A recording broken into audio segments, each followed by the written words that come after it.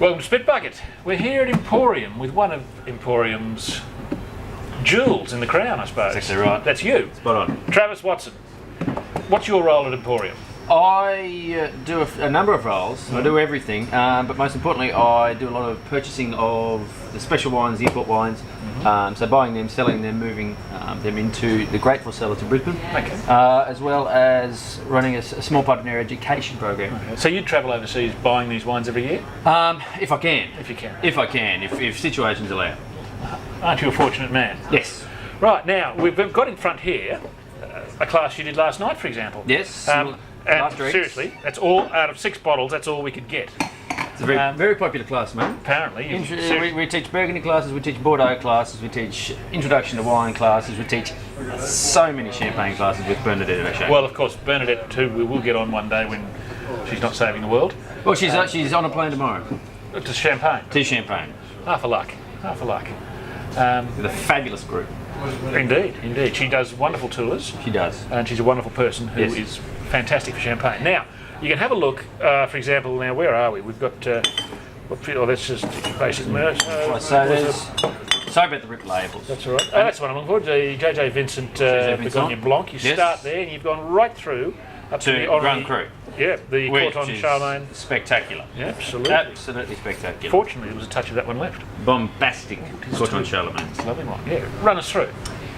Give us 2 minutes. Well, I mean, what I like to do with my classes is show cross-section. So we'll start at just generic entry level, work our way through to the best of the best, and then a few kind of interesting, quirky things in between, like this here, which is the J.F. Mugnier Clos de la Marechale Blanc, which is the first ever Nuit Saint-Georges Blanc I've ever seen. Yeah, yeah.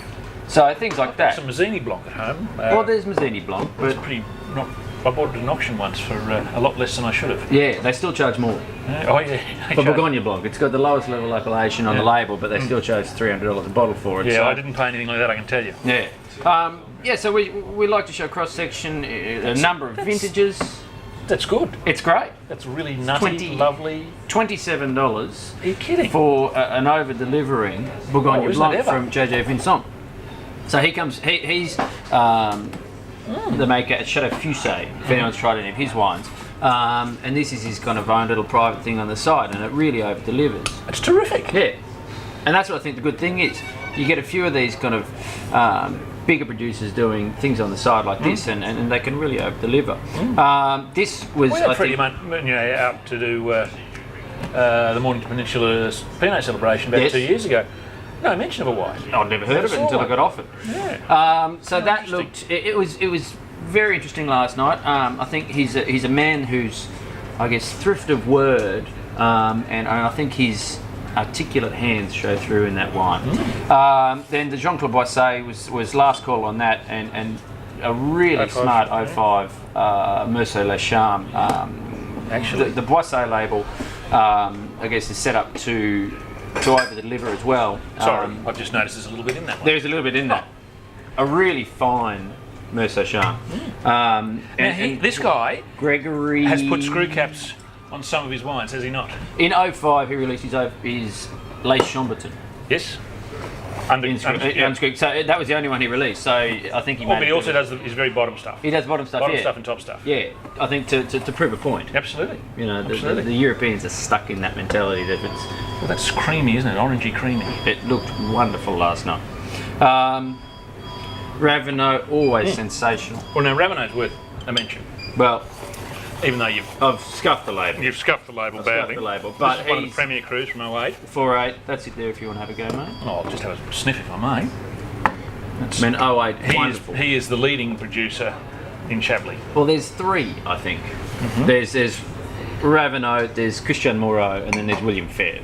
And there's a number. Febvre wines have improved massively in the last half dozen years. Davosat's another. Yep. That's Davosat. Well, we don't. Oh, sorry, that is, let's say 4. Yeah.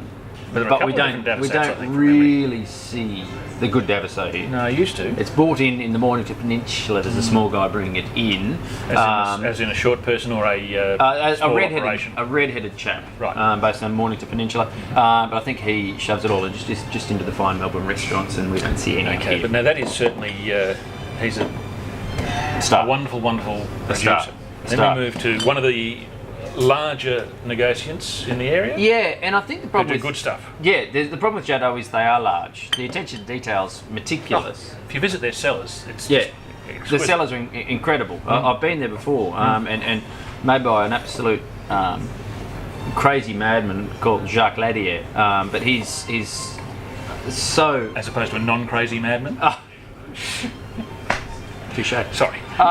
He spends so much time in the cellars. He knows his vineyards back to front, and I think they lose a little bit of specialness with the size that they are. Well, but the wines in quality Burgundy, is fantastic. The concept is that big is not beautiful, but there's no reason why. I mean, because they've got so many different wines. Yeah. Tiny quantities of certain ones. And last night, that probably looked the best wine of the night, maybe for now. And then I guess last but not least is the Henri Boillot Corton-Charlemagne, and that is some bombastic, stunning That is, Chardonnay. yeah. Cortons, I mean, that's one of the great areas Yeah. for whites. I'm yet to be convinced by their reds, but Well, we'll wait for DRC's Cortons to come out. yeah, well, if DRC do it, then Well, they do. They are. they're going to do one. Yeah, but when they do it, Yeah. then I'll be convinced. Yes. Not until then. Well, that gives you a bit of a rundown on the sort of stuff that Trav here at Emporium does, and the other guys do different things. So Yes, if you're based in Brisbane or you're coming through, get about now we should have the TheWineEmporium.com.au. across the bottom of the screen. Ding, ding, ding. And any questions you've got, please get in touch with either Trav or ourselves, and we'll pass them on. Thank you. Trav, thank you for coming on Spitbucket. Thank you, you for Kenneth. allowing us to use your wonderful establishment. And Happy to be here. we spit so you don't have to. Fat chance of spitting this one.